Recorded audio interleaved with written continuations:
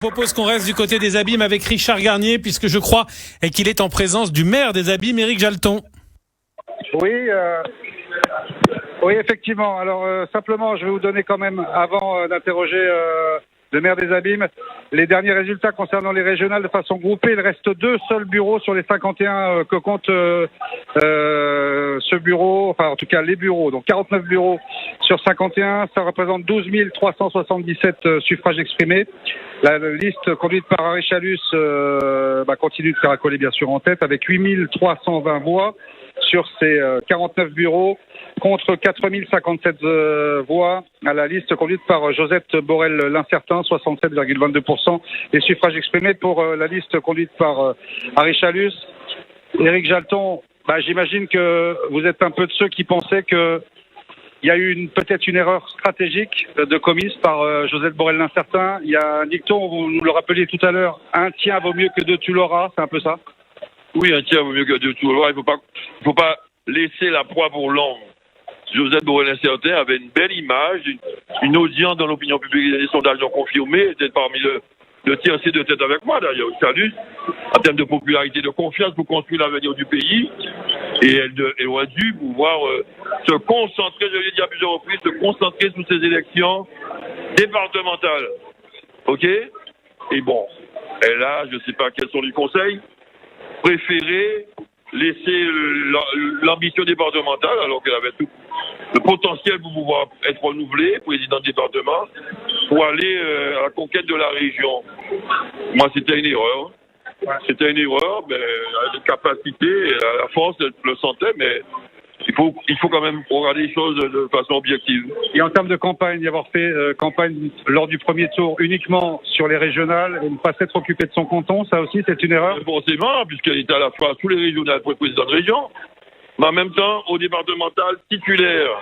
Il aurait fallu, si l'option a été faite, qu'elle soit titulaire tête de liste régionale pour la présidente de région, pour, comme elle le disait si bien, la transmission, qu'elle puisse l'incarner aussi dans le 3e canton, en se mettant suppléante de Madame Lacasta, qui l'a servi en tant que maire royal plusieurs années, et ça aurait été plus cohérent. Et Marie-Corinne Lacasta aurait pu à 100%, à plein temps, faire campagne avec son binôme Gouillard-Tunin. Dans ce 3e canton, on n'aurait pas eu le déficit qu'on a eu dès le premier tour avec un vieux briscard, je le connais bien.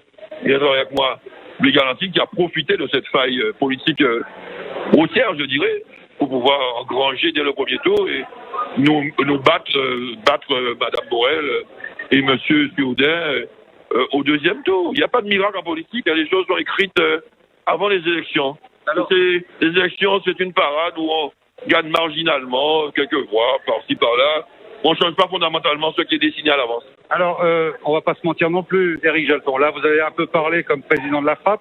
Vous êtes également président de Cap Excellence. Votre vice-président, c'est Harry Chalus. Vous avez également joué sur ce terrain-là. Nous avions un mot du Harry Chalus.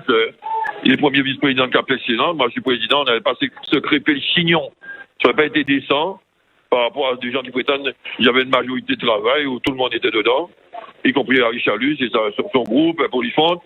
On n'avait pas scrépé le chignon régional, d'autant que... Alors, qu'est-ce qui a été consenti entre vous, alors? Ben non, on ne s'est jamais attaqué mutuellement, ça ne vous a pas échappé. Chacun a défendu son option, mais sans se crêper le chignon, publiquement, médiatiquement. Et pourquoi avoir choisi de soutenir Josette Borrell-Lincertin qu'au 2e tour? Pas l'avoir fait au premier tour? Je vole au secours de la victoire, moi je vole au secours de la défaite. Parce que je voulais que Mme Magali Marcin puisse au moins tirer son épingle du jeu, et 7e, et position délicate. Donc j'ai fait l'effort pour elle, et par affection aussi Mme Borrell, malgré les préventions qu'elle n'a pas suivies, que je lui avais dédiées. Donc j'ai quand même volé au secours de la défaite annoncée, pour préserver l'essentiel, permettre au moins, je ne sais pas jusqu'à maintenant si c'est possible, à Magali Marcin, 7e sur la liste de Mme Borrell, de siéger à la région. Aux côtés d'Eddie Châteaumont, qui est jeune de la FRAP, qui a fait le choix de Chalus, de Patrick Sénin, qui a fait le choix de Chalus. J'ai même l'occasion incidemment de le conseiller à Chalus, je voulais parler avec les autres. Et voilà, le papa de Chantal-Lérus qui nous a abandonnés à la FRAP, et je ne veux pas parler forcément d'elle, et qui c'est une grande déception pour moi. Mais pour les autres, je pense qu'ils vont pouvoir s'entendre pour défendre les intérêts de la Guadeloupe, évidemment, équitaux et solidaires, mais en même temps penser aux Abîmes équitablement et à Cap Excellence. Je compte sur ces élus abîmiens pour le faire. Christophe, Oui, je pense rapidement. on a fait le tour. Oui, on a fait le tour. Vous nous donnerez les résultats du canton 2, des abîmes tout de même. Ben voilà, c'est là que je voulais en venir, mon cher Christophe. Donc il reste 4 bureaux dans ce canton numéro 2. C'est toujours le binôme Guigou-Micheli.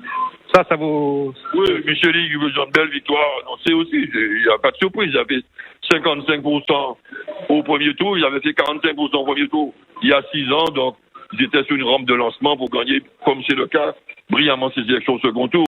Et tout ce bashing que les sénateurs Théophile, qui étaient dans son micro tout matin, midi et soir, qui parcouraient le canton pour dénigrer Fabien Micheli et Yann Diogo.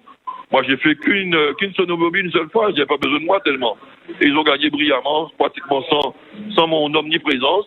Donc, ça prouve que tous ces candidats ligués contre lui, les Maxellini, les Passion Jacobi Coaldi, les Boussardo, les Lorquet Maurice en disgrâce puisqu'il est inéligible et qui ne peut même pas se présenter aux élections radiées sur la liste électorale. Ils se sont ligués, Serva qui les appuie in extremis, mais ça n'a pas suffi et M. Micheli et Yann Guigou les ont écrasés comme des mille pattes.